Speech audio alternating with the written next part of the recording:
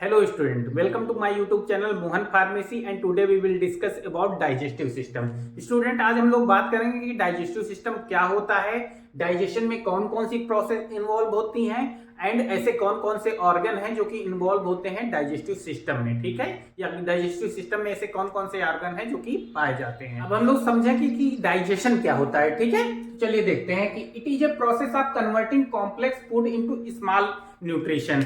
मतलब जो डाइजेशन एक प्रोसेस होती है उसमें कोई भी कॉम्प्लेक्स फूड मटेरियल है उसको तोड़ दिया जाता है किसमें, स्मॉल न्यूट्रिशन के रूप में। क्यों तोड़ दिया जाता है? That can be absorb in blood stream, जिससे कि वो क्या करे, ब्लड स्ट्रीम में आसानी से एब्जॉर्ब हो सके। जाहिर सी बात है, अगर कॉम्प्लेक्स फूड मटेरियल है तो वो हमारे ब्लड में आसानी से एब्जॉर्ब नहीं होगा।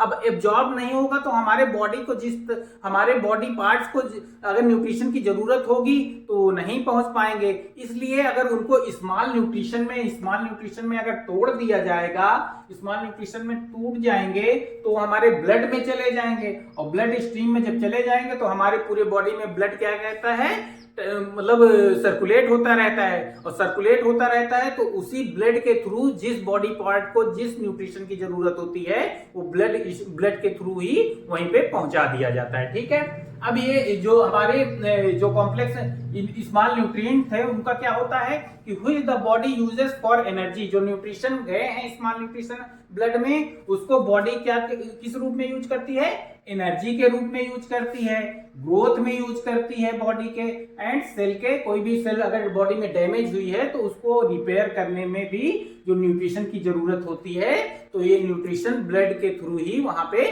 पहुंचा दिए जाते हैं। ठीक है, तो ये एक प्रोसेस होती है डाइजेशन की जिसमें हमारे कॉम्प्लेक्स न्यूट्रिशन को स्मॉल न्यूट्रिशन में तोड़ दिया जाता है जिससे वो ब्लड में पहुंच सके। ठीक है, अब इसके बाद क्या है, प्रोसेस ऑफ डाइजेशन। ये कुछ प्रोसेस है जिसमें जो कि डाइजेशन में इन्वॉल्व होती है। तो किस प्रकार से होती है, सबसे पहले समझ लेते हैं कि हमारे कौन कौन से ऑर्गन हैं इसमें। ठीक है, तो हमारा ये माउथ है, हम कोई भी चीज खाते हैं तो सबसे पहले माउथ में जाता है, यहाँ मतलब दांत होते हैं जो कि उसको ब्रेक डाउन कर देते हैं।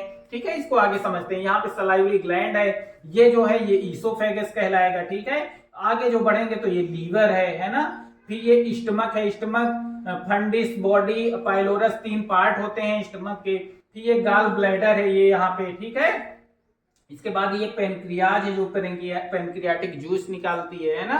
फिर ये लार्ज इंटेस्टाइन है, इसके भी 3 पार्ट होते हैं, सीकम, कोलम, रेक्टम। फिर ये स्मॉल इंटेस्टाइन है, ये जो बीच में है, इसके भी 3 पार्ट होते हैं, डियोडिनम, जियोजिनम, इलियम। और फिर आगे ये होता है एनस, जहां से कोई भी मल है हमारा वो निकल जाता है। ठीक है, ये है अपेंडिक्स। ठीक है, तो चलिए समझते हैं कि ऐसी कौन कौन सी प्रोसेस हैं जो कि डाइजेशन में इन्वॉल्व होती हैं। ठीक है, सबसे पहले है इंजेशन। इंजेशन मतलब कोई भी फूड मटेरियल को अंदर लेना है या मुंह में लेना। ठीक है, अब कोई भी फूड मटेरियल या लिक्विड मटेरियल को हमने माउथ में ले लिया है। माउथ में लेने के बाद क्या होगा, हमारे जो टीथ प्रेजेंट होते हैं वहां पे उसका ब्रेक डाउन करेंगे। ये जो टीथ है यहाँ पे है ना, टीथ वहां पे उसका ब्रेक डाउन करेंगे। ब्रेक डाउन करने के बाद उसमें क्या है, सलाइवा, सलाइवरी जो ग्लैंड पाई जाती है, ये सलाइवरी ग्लैंड है। तो सलाइवरी ग्लैंड क्या करती है, उसको लुब्रिकेट कर देती है। लुब्रिकेट कर देगी तो वो लुब्रिकेशन में हो जाएगा, और मुंह में ही उसका कहने का मतलब कार्बोहाइड्रेट का क्या हो जाता है, ब्रेक डाउन हो जाता है। और कार्बोहाइड्रेट किसमें टूट जाते हैं, सिंपल शुगर में टूट जाते हैं। देखिए, जो डाइजेशन प्रोसेस होती है जो उसमें कार्बोहाइड्रेट सिंपल शुगर में टूटते हैं, और जो लिपिड मॉलिक्यूल्स होते हैं उस फैट में टूट जाते हैं, और प्रोटीन अमीनो एसिड्स में टूटते हैं। ठीक है, तो अपना इंजेक्शन में क्या हुआ, हमने कोई भी मटेरियल खाया, फूड मटेरियल खाया तो उसका जो दांत होते हैं उसका ब्रेक डाउन करते हैं। फिर हमारा सलाइवरी ग्लैंड सलाइवा सिक्रीट करती है। सलाइवा सिक्रीट होगी तो खाने को जो हम मतलब फूड मटेरियल लिए रहेंगे उसको लुब्रिकेट कर दिया जाएगा। अब वहां पे लुब्रिकेशन होने के बाद जो अपनी टंग होती है वो क्या करती है, प्रेशर जनरेट करती है, या कह सकते हो उसको कोई भी फूड मटेरियल है उसको स्वेलो करने में या निगलने में रोल प्ले करती है। स्टूडेंट, अब हम लोग समझेंगे कि ऐसी कौन कौन सी प्रोसेस है जो कि डाइजेस्टिव सिस्टम में इन्वॉल्व होती है। तो सबसे पहली जो प्रोसेस है वो है इंजेशन। इंजेशन मतलब हम लोग जब खाना खाने को माउथ में ले लेते हैं तो उसको इंजेक्शन बोलते हैं। तो जैसे ही हमने क्या किया, हमने माउथ में क्या लिया, फूड को लिया, वैसे ही क्या करता है जो हमारे माउथ में प्रेजेंट टीथ होते हैं, दांत होते हैं, वो क्या कर देते हैं, खाने को क्या कर देते हैं, तोड़ देते हैं, ब्रेक डाउन कर देते हैं खाने का, मैकेनिकल ब्रेक डाउन। ठीक है, तो जब खाने का मैकेनिकल ब्रेक डाउन हो जाता है, उसके बाद जो हमारी सलाइवरी ग्लैंड होती है, सलाइवरी ग्लैंड क्या करती है, सलाइवा का सिक्रीशन करती है। अब सलाइवा जब हमारा खाने का ब्रेक डाउन हुआ, छोटे छोटे टुकड़े में टूट गया, उसके बाद खाने में जो सलाइवा होती है वो पूरी तरह से क्या हो जाती है, मिक्स हो जाती है, जिससे हमारा जो फूड मटेरियल होता है वो क्या हो जाता है, लुब्रिकेटेड हो जाता है। ठीक है, अब यहाँ पर जो हमारा फूड मटेरियल था माउथ में वो लुब्रिकेट हो गया। इसके बाद हमारा जो टंग होती है, ये जो टंग का काम है, ये टीथ ने क्या किया, ब्रेक डाउन किया। इसके बाद जो टंग है, टंग का काम ये होता है कि खाने को जो भी खाना है हमारा यहाँ माउथ में प्रेजेंट है, उसको क्या करे, पुश करे कहाँ की, इधर की ओर, ईसोफेगस की ओर। तो हमारा टंग का काम होता है कि वो ईसोफेगस की ओर या स्वेलो करने में, खाने को निगलने में हमारी जो टंग होती है वो क्या करती है, रोल प्ले करती है। ठीक है, अब हमारे टंग ने क्या किया, हमारे खाने को स्वेलो करवा दिया, हमारा जब खाना निकल लिया गया, स्वेलो कर लिया गया, तो उसके बाद वो कहां पहुंच जाता है, ईसोफेगस में पहुंच जाता है। ठीक है, जिसे हम लोग आहार नाल भी बोलते हैं। ठीक है, जिसके थ्रू हमारा खाना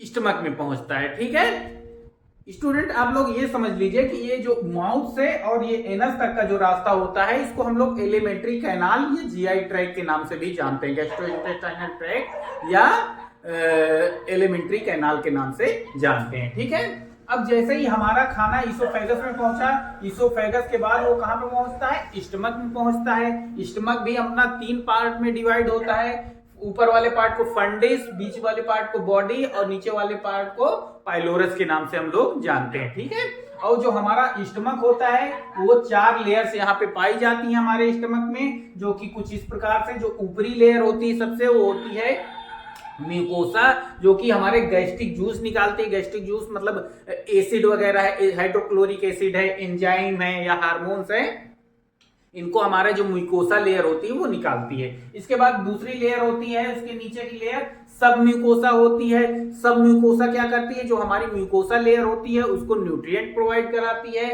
फिर और उसमें जो हमारी सब म्यूकोसा होती है उसमें हमारे ब्लड वेसल्स पाए जाते हैं, लिम्फ वेसल्स भी पाई जाती हैं। ठीक है, इसके बाद जो तीसरी लेयर होती है, जो कि सब म्यूकोसा के बाद पाई जाती है, नीचे की ओर पाई जाती है, वो होती है मस्कुलेरिस। और उसका काम क्या होता है, खाने की मिक्सिंग करना या प्रोपेलिंग करना। कहने का मतलब, अब जो हमारी ये सब म्यूकोसा लेयर होती है ये स्टमक में वाइब्रेशन कॉज कराती है। वाइब्रेशन होता है तो जिसकी वजह से हमारा खाना क्या होता है, हमारे जो ये गैस्ट्रिक जूसेस है उनके साथ मिल जाता है। और प्रोपेलिंग का मतलब ये होता है कि वो वही वाइब्रेशन यूज किया जाता है जब हमारे खाने को स्टमक से स्मॉल इंटेस्टाइन की ओर भेजा जाता है। ठीक है, तो हमारा जो ये काम होता है किसका, सब म्यूकोसा लेयर का होता है। ठीक है, इसके बाद सबसे जो निचली लेयर होती है, सबसे नीचे की लेयर होती है, इसको हम लोग सेरोसा के नाम से जानते हैं। ये एक प्रोटेक्टिव लेयर होती है और ये सपोर्ट प्रोवाइड करती है किसको,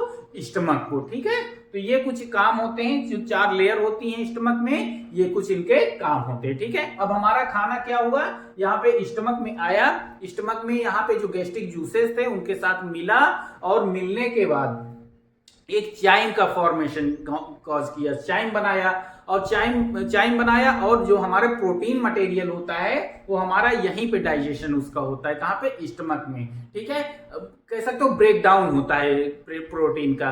और ब्रेक डाउन किसमें हो जाता है, हमारी प्रोटीन किसमें टूटती है, एमिनो एसिड में टूटती है। भाई हमारा डाइजेशन में जो हमारा कार्बोहाइड्रेट होते हैं वो सिंपल शुगर में टूटते हैं, प्रोटीन अमीनो एसिड में टूटती है, और जो हमारे ऑयल होते हैं या लिपिड मॉलिक्यूल होते हैं वो फैट्स में टूट जाते हैं। ठीक है, तो जाहिर सी बात है हमारी प्रोटीन, यहाँ से प्रोटीन मॉलिक्यूल का ब्रेक डाउन हो जाता है किसमें, अमीनो एसिड में। अब हमारा जो चाइम का निर्माण हुआ, चाइम क्या होता है, एक फ्लूइडिस मटेरियल होता है, या कह सकते हो सेमी सॉलिड मटेरियल होता है। ठीक है, अब हमारा जो चाइम है या जो हमारा फूड मटेरियल जो कि चाइम में यहाँ पे कन्वर्ट हो गया था स्टमक में, वो फिर कहाँ पे भेज दिया जाता है, हमारे स्मॉल इंटेस्टाइन में, स्मॉल इंटेस्टाइन हमारे 3 भागों में डिवाइड होती है, डिओडिनम, जियोजिनम, इलियम। अब जो हमारा डिओडिनम सबसे ऊपरी भाग होता है जो कि हमारा स्टमक से कनेक्टेड रहता है, उसमें जैसे ही हमारा चाइन पहुंचा वहां पे बहुत सारे क्या होते हैं, डाइजेस्टिव जूस पहुंचते हैं जो कि हमारे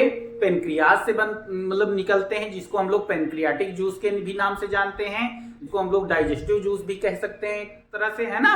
और पेनक्रियाटिक जूस या डाइजेस्टिव जूस पहुंचते हैं और कुछ बाइल जूसेस भी पहुंचते हैं। बाइल जूस कहां से बनते हैं, जो कि लीवर में बनते हैं या गाल ब्लैडर से हमारे यहाँ पे डिओडिनम में पहुंच जाते हैं। अब ये डिओडिनम में पहुंचने के बाद इनका इसमें प्रॉपर मिक्सिंग हो जाता है और जैसे ही हमारा जो बाइल जूस है या पेनक्रियाटिक जूस है या डाइजेस्टिव जूस है यहाँ पे स्मॉल इंटेस्टाइन में पहुंचे, वैसे ही हमारा डाइजेशन शुरू हो जाता है। अब डिओडिनम के बाद जो जियोजिनम है उसका काम क्या होता है, जो जियोजिनम होता है वहीं पे हमारा जो चाइम होता है वो क्या हो जाता है, डाइजेशन वहीं से स्टार्ट होता है।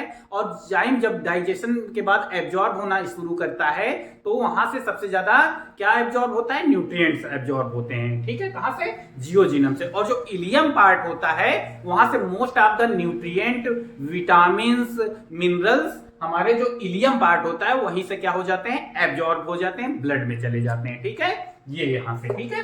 अब इसके बाद क्या होता है, जब हमारा न्यूट्रिएंट, मिनरल्स है ना, विटामिन है, जब यहाँ स्मॉल इंटेस्टाइन से एब्जॉर्ब हो गए तो जो चाइम होता है उसको भेज दिया जाता है कहां पे, लार्ज इंटेस्टाइन में। लार्ज इंटेस्टाइन के भी 3 पार्ट होते हैं, कौन कौन से, सीकम, कोलन, रेक्टम, ठीक है। तो जैसे ही हमारा चाइम को स्मॉल इंटेस्टाइन से लार्ज इंटेस्टाइन में ट्रांसफर कर दिया गया तो उसके बाद क्या होता है, हमारा जो लार्ज इंटेस्टाइन होता है वो एब्जॉर्ब करता है किसको, केवल 2 चीज को एब्जॉर्ब करता है, वो वाटर को एब्जॉर्ब करता है और मिनरल्स को एब्जॉर्ब करता है, जैसे सोडियम वगैरह है। तो हमारे जो डिओडिनम लार्ज इंटेस्टाइन है वो यही 2 चीज, वाटर और सोडियम वगैरह है, जो आयंस है उनको ही एब्जॉर्ब करता है। और जो बचा हुआ फूड मटेरियल है, जो चीज डाइजेस्ट नहीं हो चुका है या जो चीज अब बॉडी के यूज के लायक नहीं है, उसको मल के रूप में एनस के थ्रू बाहर निकाल दिया जाता है। तो ये कुछ प्रोसेस हो गई, ये एलिमिनेशन की प्रोसेस कहलाती है और ये कुछ प्रोसेस हो गई जो कि इन्वॉल्व होती है हमारे डाइजेस्टिव सिस्टम में, ठीक है। अब इसके बाद हम लोग बात करेंगे ऑर्गन्स ऑफ डाइजेस्टिव सिस्टम। ऐसे कौन कौन से ऑर्गन हैं जो कि डाइजेस्टिव सिस्टम में इन्वॉल्व होते हैं, ठीक है। डाइजेस्टिव सिस्टम को 2 भागों में डिवाइड कर दिया गया है। एक तो जो है डाइजेस्टिव ट्रैक्ट, जो कि हमने खाना खाया और एनस तक के बीच में जो पार्ट इन्वॉल्व होते हैं, डायरेक्टली इन्वॉल्व होते हैं, उनके बारे में वो पार्ट है। और एक कुछ एसेसरी भाग है जो कि डायरेक्ट इन्वॉल्व नहीं होते हैं लेकिन उनका भी डाइजेस्टिव सिस्टम में एक बड़ा रोल होता है, उनको हम लोग एसेसरी ऑर्गन या ग्लैंड के नाम से जानते हैं, ठीक है। तो सबसे पहले हम लोग बात करते हैं जो पार्ट जो कि डाइजेस्टिव ट्रैक्ट में आते थे उनके पहले बात करते हैं, ठीक है।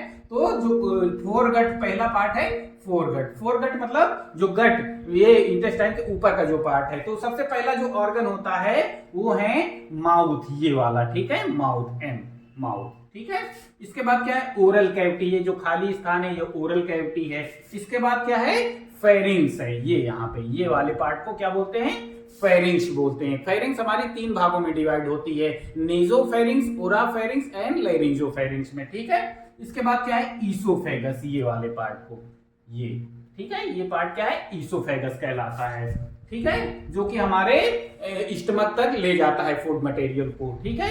अब स्टमक, इसके बाद का पार्ट है स्टमक, है ये वाला पार्ट, ठीक है, स्टमक जो कि 3 भागों में डिवाइड होता है, ठीक है। इसके बाद जो मिड गट है, इसके बाद का जो मिड गट का पार्ट है वो स्मॉल इंटेस्टाइन से शुरू होता है।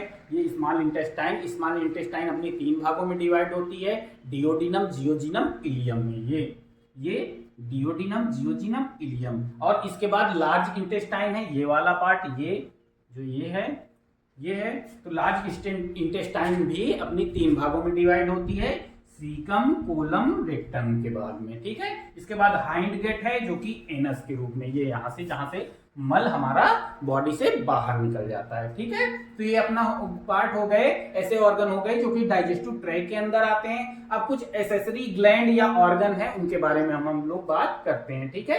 तो पहला है सलाइवरी ग्लैंड, ये जो कि ये यहाँ पे पाई जाती है। ये क्या करती है, सलाइवा का प्रोडक्शन करती है। जैसे मैंने पहले भी बताया कि वो खाने को क्या कर देती है, जैसे ही हमारे दांत हमारे खाने को तोड़ते हैं तो उसको लुब्रिकेट करने का काम करती है, ठीक है। इसके बाद क्या है, टीथ है। टीथ हमारे 4 प्रकार के पाए जाते हैं, इंसाइजर, कैनाइन, प्रीमोलर, मोलर, ठीक है। और जो इंसाइजर होता है उनका काम होता है बाइटिंग का, और जो हमारे कैनाइन होते हैं उनका काम होता है टीयरिंग का, प्रीमोलर का काम होता है क्रशिंग का, और मोलर का काम होता है ग्राइंडिंग का, ठीक है। इसके बाद जो हमारा ये टीथ होता है, इनके भी 3 पार्ट में इनको डिवाइड किया जाता है। टीथ को, जो ऊपरी भाग होता है टीथ का, उसको क्राउन के नाम से जानते हैं। जो मिडिल पार्ट होता है उसको नेक के रूप में जानते हैं। जो सबसे नीचे वाला पार्ट होता है उसको हम लोग रूट के नाम से जानते हैं, ठीक है। तो ये अपना क्या हो गया, टीथ हो गया। अब इसके बाद क्या आ रहा है, टंग है। तो टंग भी अपनी क्या होता है, टंग का काम क्या क्या होता है, फंक्शन क्या होता है, टंग रोल प्ले करती है टेस्ट में, टेस्ट को अंडरस्टैंड करने में रोल प्ले करती है, ठीक है। चीविंग में, कोई भी चीज चबाना है तो खाने को मोड़ मोड़ करके पहुंचाती है ना, तो चीविंग में भी रोल प्ले करती है। सोइलिंग में, कोई भी चीज निगलना है ना, तो उसमें भी अपनी टंग रोल प्ले करती है। क्लीनिंग में भी, क्लीनिंग मतलब दांत में कुछ फंस गया तो बार बार जीभ वहीं पे पहुंचती है ना, तो क्लीनिंग में भी रोल प्ले करती है। और फूड के मैनिपुलेशन में, मतलब फूड को किधर ले जाना है या मुंह में किधर घुमाना है, तो वो रोल प्ले करती है कौन, टंग। अब टंग अपनी होती है, वो उसके भी कुछ डिफरेंट क्या पाई जाती हैं, टेस्ट बड्स पाई जाती हैं। जो सबसे अंदर की ओर टेस्ट बड पाई जाती है वो क्या होती है, बिटर होती है। उसके बाद जो साइड में ये पाई जाती है उनका टेस्ट क्या होता है, सोर होता है। बगल में ये, और जो आगे की ओर साइड में पाई जाती है ये साल्टी होती है, और जो सबसे आगे की ओर होता है वो स्वीट होती है, ठीक है। इसके बाद क्या है, अगला जो एसेसरी पार्ट है वो है लीवर, ठीक है। तो लीवर क्या है, heaviest gland in the body. जो लीवर होती है वो सबसे वजन ग्लैंड होती है अपनी बॉडी की, जिसका वेट 1.4 kg होता है, ठीक है। ये देखिए, और जो हमारा लीवर होता है उसके क्या क्या काम होते हैं। जो हमारा लीवर होता है उसका पहला काम होता है ग्लाइकोजिनोसिस, ठीक है। ग्लाइकोजिनेसिस में क्या होता है, हमारे ग्लूकोज की सिंथेसिस होती है, ठीक है। और दूसरा ग्लाइकोनियोजिनेसिस का काम भी होता है। ग्लाइकोनियोजिनेसिस में क्या होता है कि हमारे जो नॉन कार्बोहाइड्रेट मटेरियल से ग्लूकोज का प्रोडक्शन जो होता है वो क्या कहलाता है, ग्लूकोनियोजिनेसिस कहलाता है, जो कि लीवर में होता है, ठीक है। इसके बाद क्या है, ग्लाइकोलाइसिस। ग्लाइकोलाइसिस में क्या होता है, जो ग्लाइकोजन होता है वो सिंपल ग्लूकोज मॉलिक्यूल में जब टूटता है तो वो प्रोसेस क्या कहलाती है, ग्लाइकोलाइसिस कहलाती है, जो कि हमारे लीवर के में ही होती है, ठीक है। इसके बाद अगला काम क्या होता है लीवर का, break down of harmful product. जो हार्मफुल प्रोडक्ट होते हैं उसका ब्रेक डाउन भी हमारा लीवर ही करवाता है, ठीक है। तो ये कुछ काम होते हैं किसके, लीवर के। अब इसके बाद क्या है, गाल ब्लैडर के बारे में बात करते हैं। तो गाल ब्लैडर क्या होता है, it store and concentrate bile which produce by the liver. जो हमारा बाइल होता है वो लीवर में प्रोड्यूस होता है, मतलब बनता है। और जो हमारा गाल ब्लैडर होता है, गाल ब्लैडर का काम ये होता है कि वो जो बाइल बना उसको क्या करना, स्टोर करना और कंसंट्रेट करना, मतलब गाढ़ा कर देना, ठीक है। इसके बाद क्या होता है, अब जो that help break down of fat and in small intestine. और जो बाइल होता है वो स्मॉल इंटेस्टाइन में फैट को क्या करता है, ब्रेक डाउन करवाता है फैट का, ठीक है। इसके बाद क्या है, bile activate pancreatic enzyme that break down nutrient in the small intestine. जो हमारा बाइल होता है वो एक्टिवेट कर देता है, किसको एक्टिवेट कर देता है, पैंक्रियाटिक एंजाइम को। अब पैंक्रियाटिक एंजाइम एक्टिवेट हो गए तो क्या, वो जो स्मॉल इंटेस्टाइन में जो न्यूट्रिएंट है उनका क्या करते हैं, वो ब्रेक डाउन करते हैं, कौन, बाइल, ठीक है। तो पैंक्रियाज में क्या है, पैंक्रियाज में 2 पार्ट पाए जाते हैं, इंडोक्राइन और एक्सोक्राइन पार्ट होता है, ठीक है। और इंडोक्राइन में क्या है, आइसोलेट ऑफ लैंगरहैंस जो पार्ट है उसमें कौन कौन सी सेल पाई जाती है, अल्फा सेल पाई जाती है जो क्या सिक्रेट करती है, ग्लूकागॉन सिक्रेट करती है। बीटा सेल जो पाई जाती है पैंक्रियाज की, बीटा सेल जो कि सिक्रेट करती है इंसुलिन को, ठीक है। डेल्टा सेल पाई जाती है जो कि क्या सिक्रेट करती है, सोमैटोस्टेटिन को सिक्रेट करती है। और जो एफ सेल होती है वो सिक्रेट करती है पैंक्रियाटिक पॉलीपेप्टाइड सिक्रेट करती है, ठीक है। इसी तरह जो एक्सोक्राइन वाला पार्ट होता है वो क्या सिक्रेट करती है, पैंक्रियाटिक जूस। कौन कौन से पैंक्रियाटिक जूस, एमाइलेज है, लाइपेज है और प्रोटीएज है। ये जो गैस्ट्रिक जूस पैंक्रियाटिक जूस होते हैं ये सिक्रेट करती है, ठीक है। तो जो हमारा पेनक्रियाज का जो एंडोक्राइन वाला पार्ट होता है वो हमारे ब्लड ग्लूकोज के रेगुलेशन में रोल प्ले करता है, और जो एक्सोक्राइन वाला पार्ट होता है वो हमारे डाइजेशन में रोल प्ले करता है। ठीक है, तो आई होप आपको ये वीडियो समझ में आ गया होगा कि डाइजेस्टिव सिस्टम क्या होता है, उसके ऑर्गन क्या होते हैं, डाइजेशन में कौन कौन सी प्रोसेस होती है उसके, और जो हमारे डाइजेस्टिव सिस्टम के एसेसरी ऑर्गन है या ग्लैंड है वो किस प्रकार से वर्क करती है, क्या क्या वर्क करती है, ये सब आप लोग समझ गए होंगे। ठीक है, अगर आपको वीडियो में कुछ भी चीज नहीं समझ में आई है तो आप लोग कमेंट कीजिए, और अगर आपको सब चीजें समझ में आ गई हैं तो आप लोग लाइक, सब्सक्राइब एंड शेयर करते रहिए, जिससे मेरा भी मोटिवेशन बना रहे और मैं इसी तरह के वीडियो आप लोगों के लिए लाता रहूं। ठीक है, तो आप लोग इसी तरह सपोर्ट करते रहिए। धन्यवाद।